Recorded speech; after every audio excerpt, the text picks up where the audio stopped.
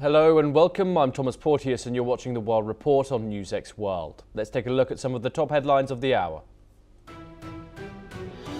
Venezuelan opposition leader Maria Corina Machado says she presented her 2025 Nobel Peace Prize to President Trump during a White House meeting.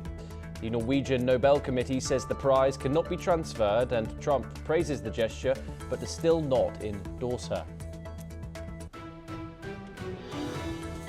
Denmark says any US acquisition of Greenland is out of the question and violates international law and sovereignty.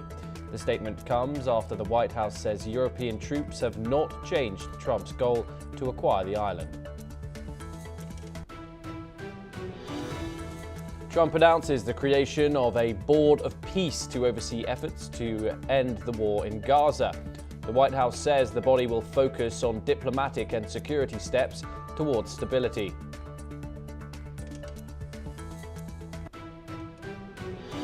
US officials warn Iran at the UNSC that all options remain on the table over a deadly crackdown on protesters. Activists say more than 3,000 people have been killed as Iran maintains an internet blackout.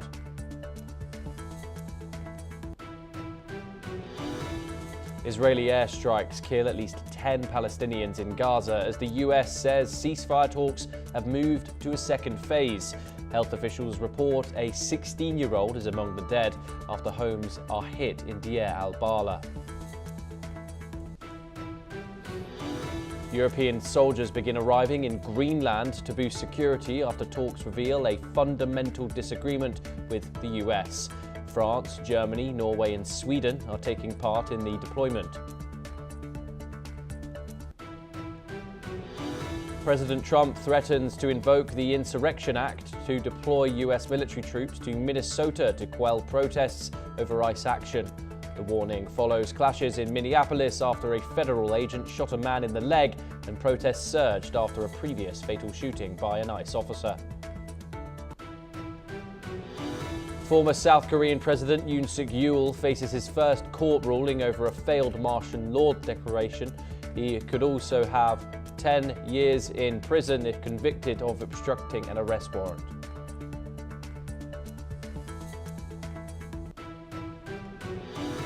Those are the headlines for the hour, but we start with some updates on the developing situation in Iran. And the country's deputy UN ambassador, Gholam Hussein Darzi, has told the UN Security Council that Iran does not seek escalation or confrontation.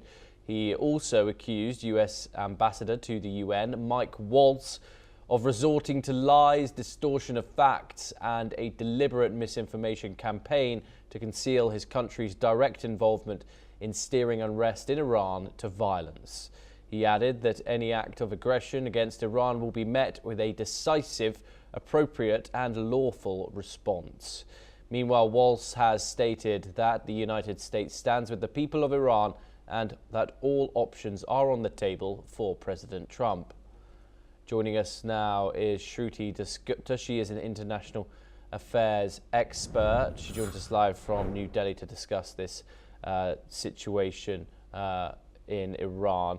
Of course, now Iran bringing their issues to the United Nations Security Council, in which their representative and the United States representative accused one another of spreading lies and misinformation. Of course, the United Nations remains a staple in world diplomacy. However, Mike Waltz there said that no options continue to be off the table. Of course, that includes military options.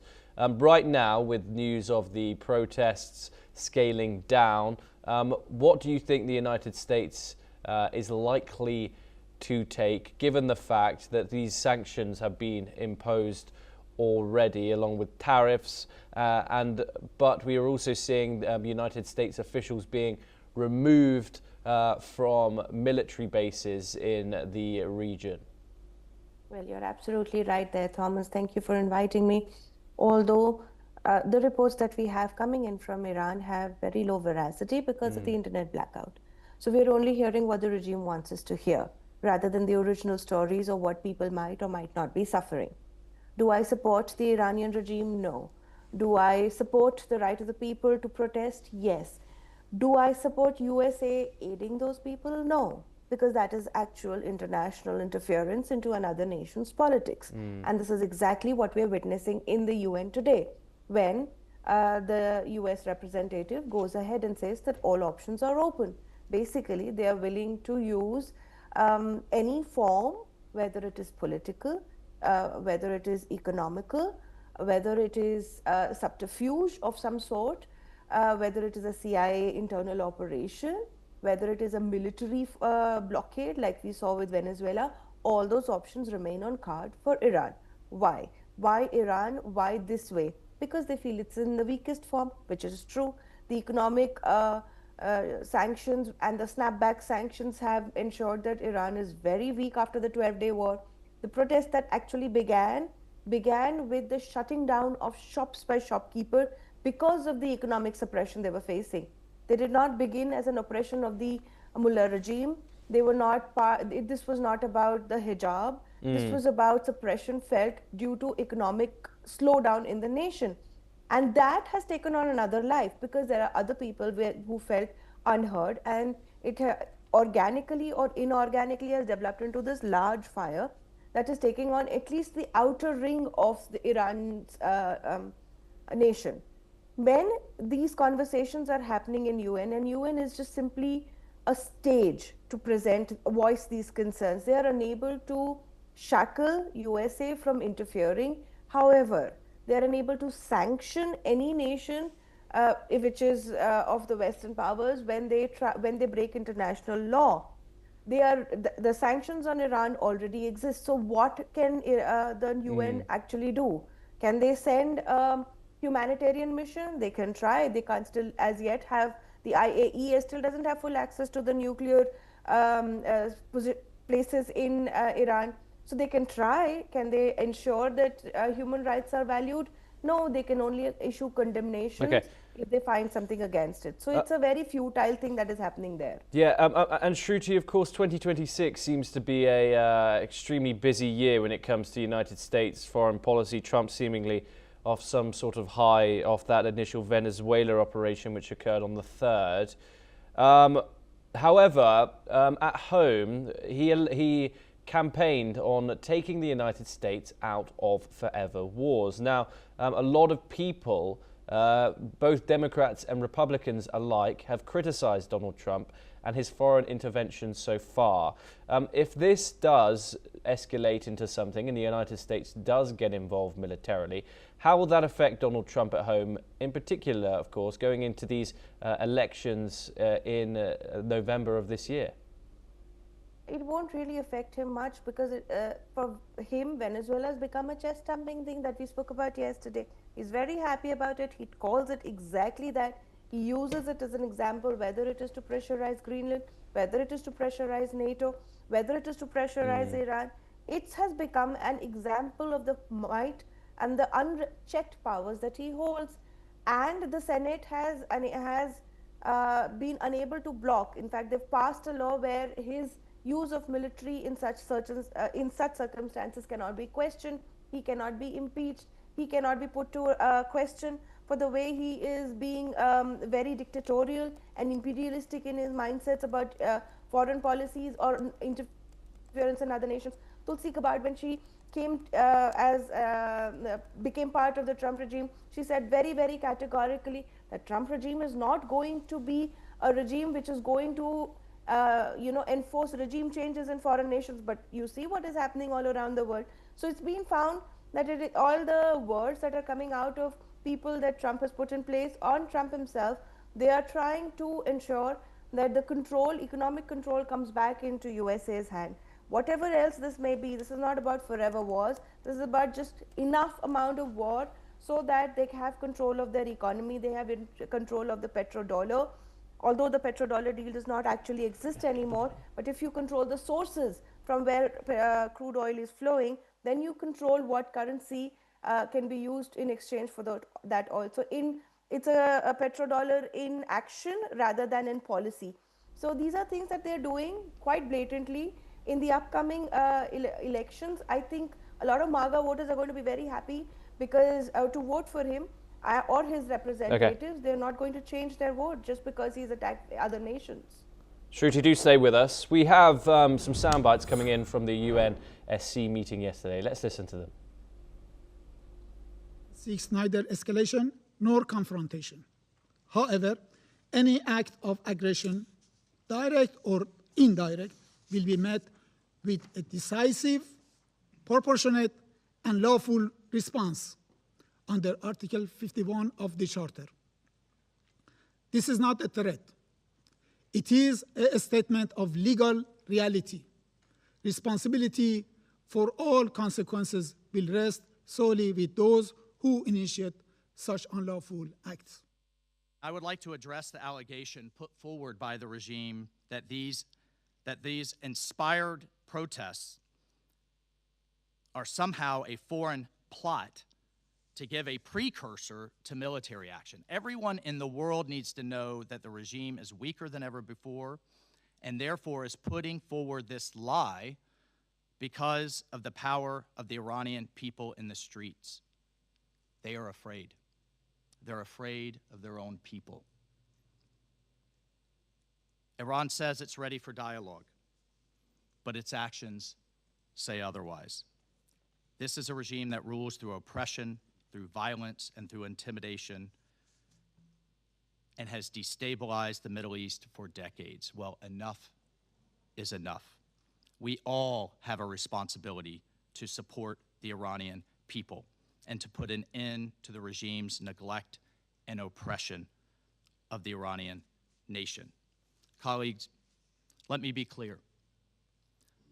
President Trump is a man of action, not endless talk like we see at the United Nations. He has made it clear all options are on the table to stop the slaughter.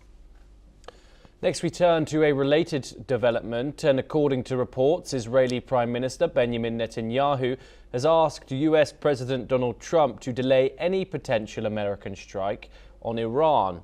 However, the White House press secretary, Caroline Leavitt, confirms that the two leaders spoke on a phone call but gave no further details. Trump had earlier threatened military actions over Iran's deadly crackdown on protesters, and Tehran has warned it would retaliate against Israel if it was attacked. On Wednesday, Trump appeared to step back, saying he received assurances the killings would stop. Joining us now once again is Shruti Dasgupta. Shruti, of course, Israel has a hand in this. Of course, Israel and Iran, two main adversaries in the West Asia region.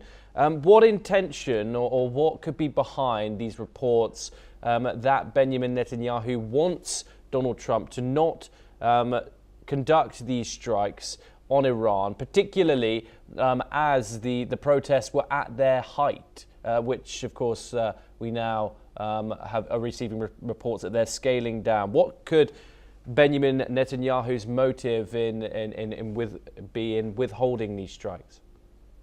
Thomas, I have I would put a lot of faith in this particular comment because who will be the first person? Like Iran is, if Iran is struck by US military might, they know to go for the jugular vein of USA, which is Israel.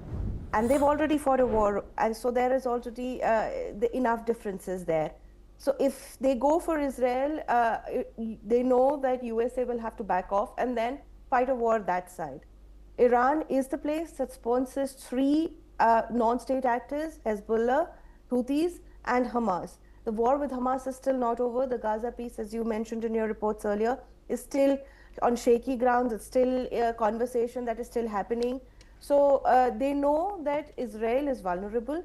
No matter what they tell you, there were Iranian strikes hitting Israeli soil. So they pierced the Iron Dome, and they were able to ensure their attacks had impact. And that is why USA then flew its B-2 bombers and attacked attacked the nuclear sites in Iran. They were not willing to walk into that particular trap earlier.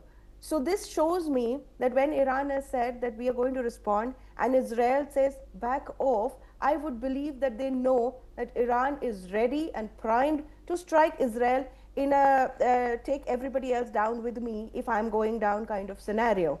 So when USA then suddenly says, no, I've heard it's gotten better, then they know there's an internet blackout happening and the reports might be falsified.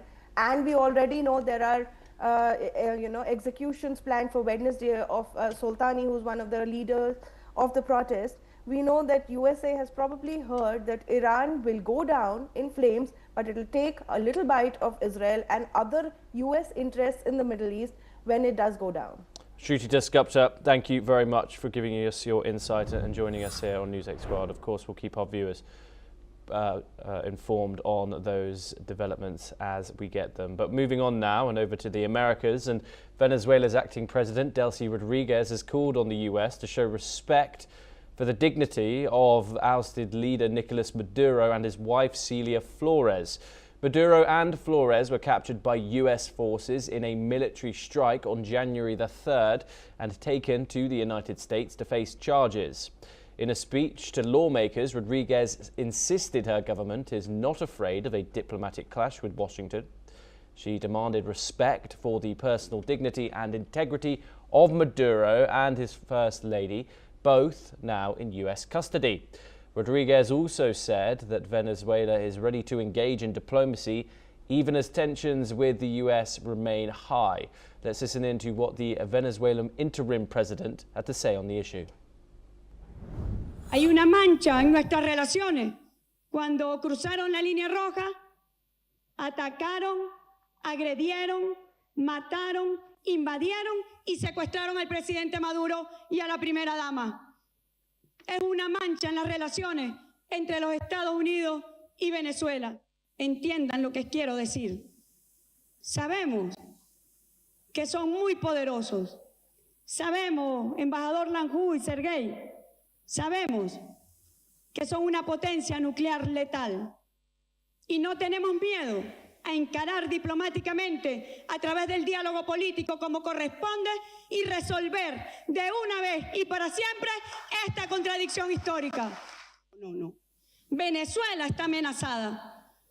Venezuela toda está amenazada y por eso yo llamo a la Unión Nacional para que con la soberanía por delante demos la batalla diplomática. Y yo les digo, si algún día me tocase como presidenta encargada ir a Washington, lo haré de pie, caminando, no arrastrando.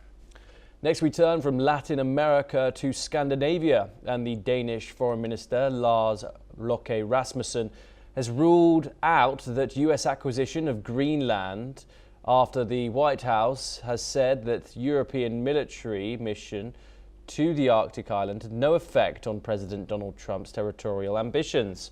Rasmussen said that this is out of the question, as it is not what Denmark and Greenland wants, and it runs counter to all international rule as it infringes on sovereignty.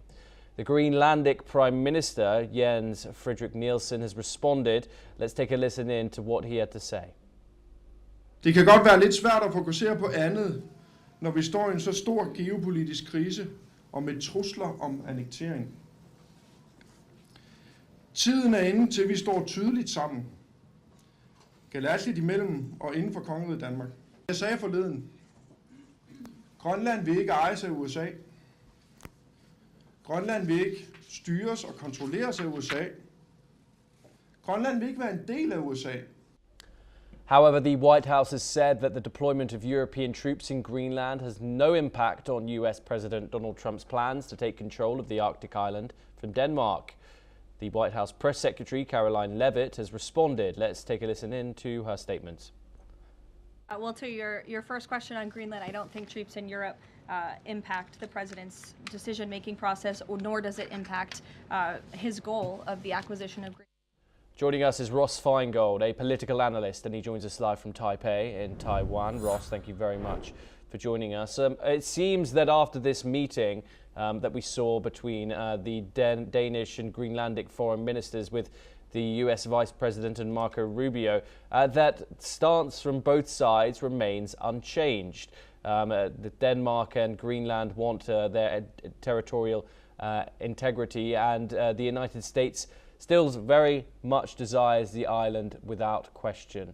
How did you react when you realized that this diplomatic meeting, which of course saw some hope in terms of solving this not through military means, unfolded in not much of a breakthrough when it came to negotiating this?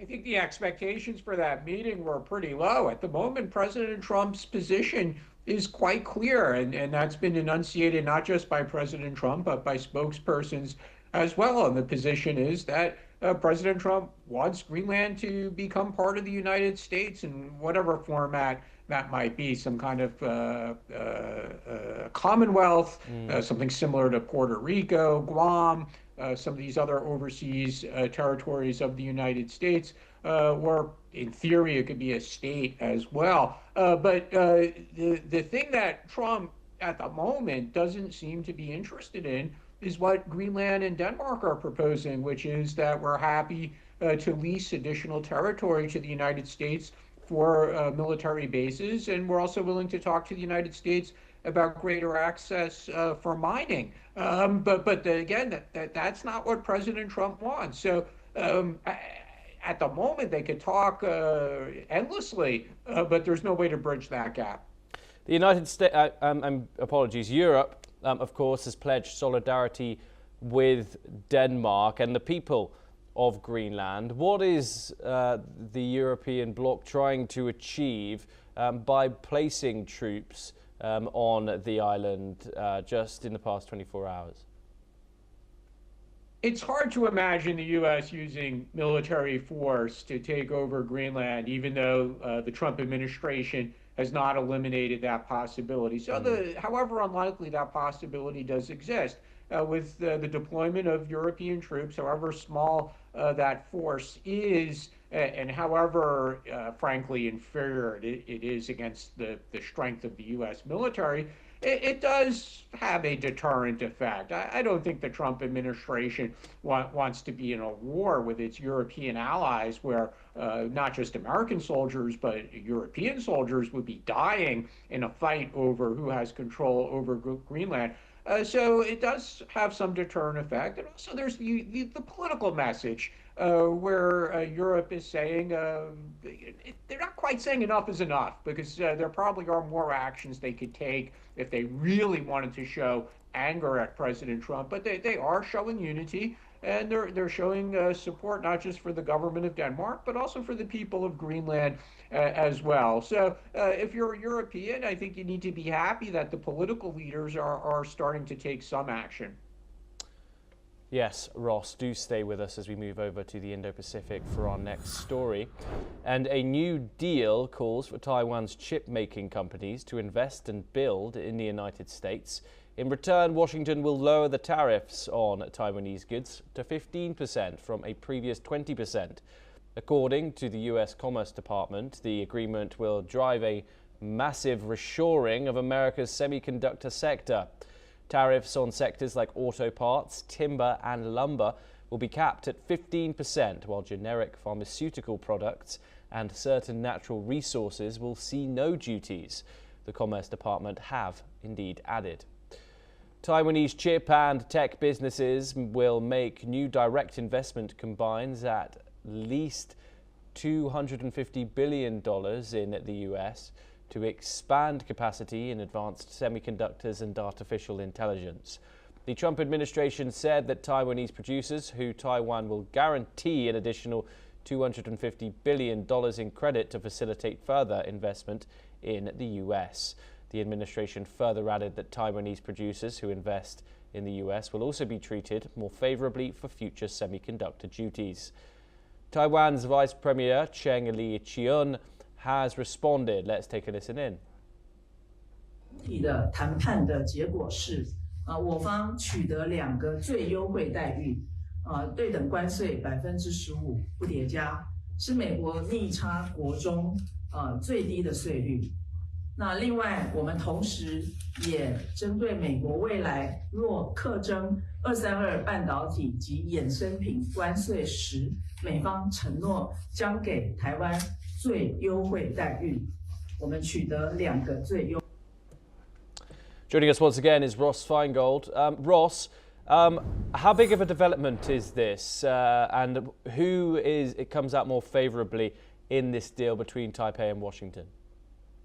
This is a hugely significant development for many stakeholders. So it's a huge development for the government of Taiwan because, frankly, they've been under some pressure to reach a deal, not just pressure from the United States, but pressure from Taiwan exporters who were facing 20% tariffs when Japan and South Korea had already reached a deal and had lower tariffs. So a lot of people here in Taiwan were asking, why is it taking so long for the Taiwan government to reach a deal with the United States when other key trading partners have already reached a deal? It's a huge deal for the Taiwan semiconductor industry for a variety of reasons, but most obviously is they're going to have to make more investments in the United States. And of course, it's a great deal for the Trump administration. You know, the Trump administration could rightly take credit for bringing in huge amounts of investment in manufacturing, and not just old-fashioned manufacturing, but manufacturing some of the latest and greatest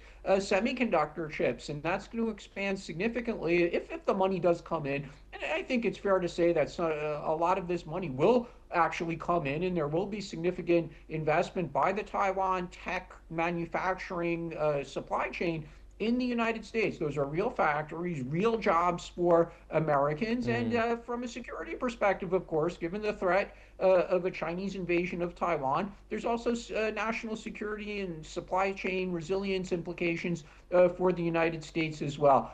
So this is a big deal for a lot of various stakeholders. And Ross, of course, when it comes to these negotiations, Taiwan certainly does have a bargaining chip, and that is, of course, it's a very powerful semiconductor industry. What more can you tell us about that? Taiwan makes, some estimates say, over 90% of the most advanced chips. It has a large market share for some of the legacy chips as well. It has some of the best researchers, which allows it to manufacture the latest chips. So it is the manufacturing partner of choice for semiconductors, and specifically for the chips that are in high demand for AI. But countries have recognized the risk of war with China. You know, we can't avoid talking about that. So Japan has put up subsidies for TSMC to build fabs in Japan. Germany has done so for TSMC to build in Germany. And first the Biden administration and now the Trump administration also offered incentives or pressure for TSMC to expand its manufacturing presence in the United States. And again, now we're going to see a significantly larger amount of the Taiwan tech manufacturing chain moving to the United States. There will still be manufacturing here in Taiwan, of course, but there will be a lot more manufacturing in the United States, and that will create a political argument here in Taiwan, because the opposition politicians will certainly say that the government of Taiwan has made a deal that will make Taiwan less important because there will be more manufacturing taking place in the United States, and thus the relevance of Taiwan will decrease. Whether or not that's true actually remains to be seen, because, like I said, a significant amount of manufacturing will, of course, still occur here in Taiwan. Ross Feingold, thank you very much for joining us. It's always a pleasure to talk to you. Thank you very much for taking the time. Well, that's all that we have time for this hour. Keep watching NewsX World for more international news updates.